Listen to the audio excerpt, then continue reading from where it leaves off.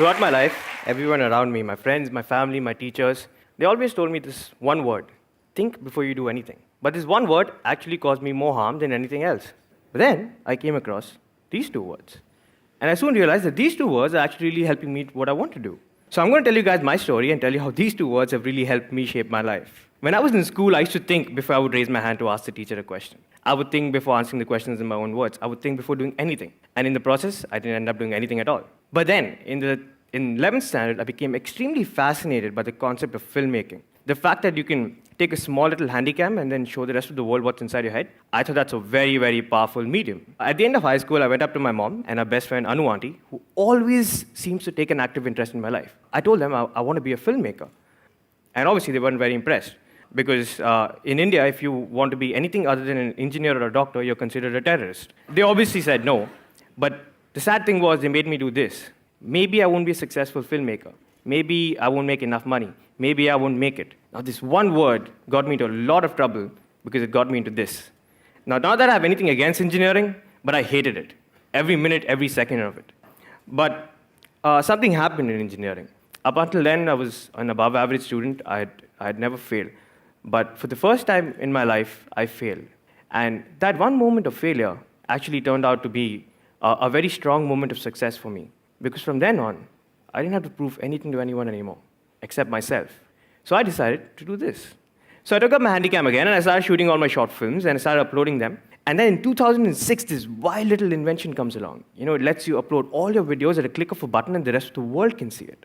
Imagine at that moment. So I started uploading all my films in, and I started making even more films. Soon people started noticing it, and they started giving me professional work. So with the help of YouTube.com, in the first year of college, I set up my first company, Last Minute Films, because in engineering, everything is done at the last minute. And I soon realized that in the real world, everything is done at the last minute too. A year later, this rock band called Pentagram, they asked me to direct a music video for them, and they said it's only going to be for YouTube. So I made a music video, and it ended up getting 100,000 views, and this production company in Bombay saw the video, and they offered me a job to direct. So here I was getting a chance, not to be an assistant, not to be a gopher, but to start directing music videos. But I was in the third year of my college. So from Bombay, I called up my mom and Anu auntie, obviously, and I told them that, I'm getting a chance to direct. Obviously, they weren't very impressed. Me, 20 years old, sitting in Bombay, nothing added up, right? So I had to come back and finish one long, torturous year of engineering. Once I was finally done with my engineering, I decided that this is what I'm going to do. So I took a one-way bus ticket to Bombay. I landed up there. And I went up to the production company's office hoping that they'll have a job for me. And surprisingly, they did. And 2 months later, they sent me to Mr. Rahman's studio to direct small promo video. And I was shit scared because all I knew was network analysis and field systems. And here I was trying to direct Mr. Rahman in a promo video. But the shoot went off well, thankfully. But at the end of the video, all he told me was that, Varun, life is very short. Always do what you love and always do what you believe in. I kept those words for the rest of my life. A couple of months later, I was directing a music video for Shankar Ehsaan Loy. The star of the music video was one of India's biggest actresses, Preeti Zinta, and she refused to believe I was the director. I was 20 years old and I looked 15, and she definitely didn't buy it, and you can see from the picture, she definitely doesn't look happy with me trying to direct her. But after I directed this video, I realized that, I really wanted to do something on my own. So I came back to Bangalore, and that's when accidentally, the second part of my life started. And it started somewhere like this. So I believe all great business artists are born when you're drunk, because when you're drunk, you have no inhibitions, right? And anything is possible. So me and my friend, we're sitting in this bar, and we're getting drunk, and we're starting to miss our high school. So we passed out of this school called Bishop Cottons, and we were called Cottonians. So we were like, you know what? We should get sweatshirts with the word Cottonian written on it. But we were drunk, right? So anything is possible. So we were like, dude, why not this for every school and college in this country? So on a piece of tissue paper, we wrote down our grand business plan to make merchandise for students of every school and college in this country. Okay, so now that we have an idea in hand, this is not what we're going to do. We're not going to go to Mom and Anu and tell them our idea, because we already know what's happened there, right? So we're not going to do this.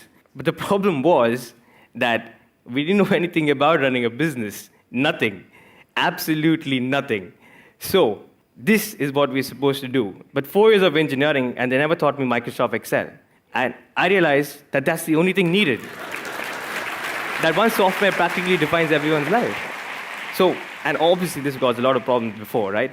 This is what we're going to do. So we found this manufacturing friend in a small town in Tripur, and he offered to make us some samples.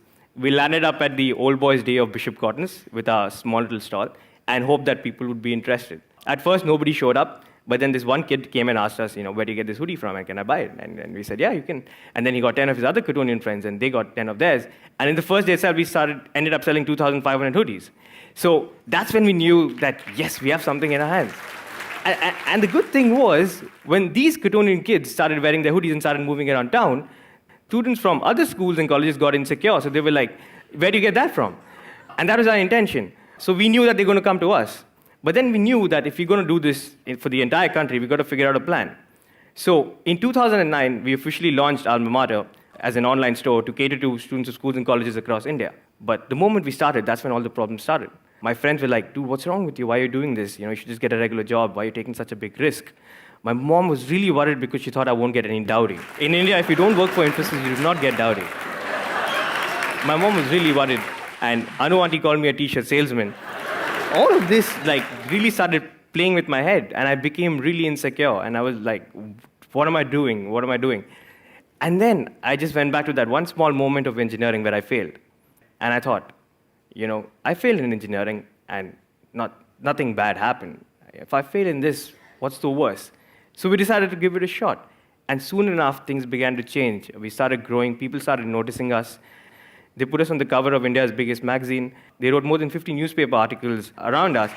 And this is where Alma Mater is today. So we work with over 3,000 schools and colleges across 200 different cities with over 4 lakh students, all sitting out of that one small office in Bangalore. But the coolest part about this is, exactly a year later, my friend and I were sitting in the same bar, and this random kid walks past us wearing a Cottonian hoodie. Man, that one moment, I think that one moment is success. For me, success is not money, it's not cars, or it's not a bank balance. It's moments like these. The moment we saw that kid walk past us, and exactly a year later, we just looked at us. We didn't say anything. So for me, that was my greatest moment of success. And that success came because of Don't Think. So in the meantime, we kept last-minute films running, obviously, and we ended up with over 1 million views on our YouTube channel. And the best part was YouTube made us a partner. So apparently they sent me a mail that's saying that now every time anyone sees your videos, we'll pay you. I thought that was really, really awesome because my dad was really worried, why am I uploading all these videos?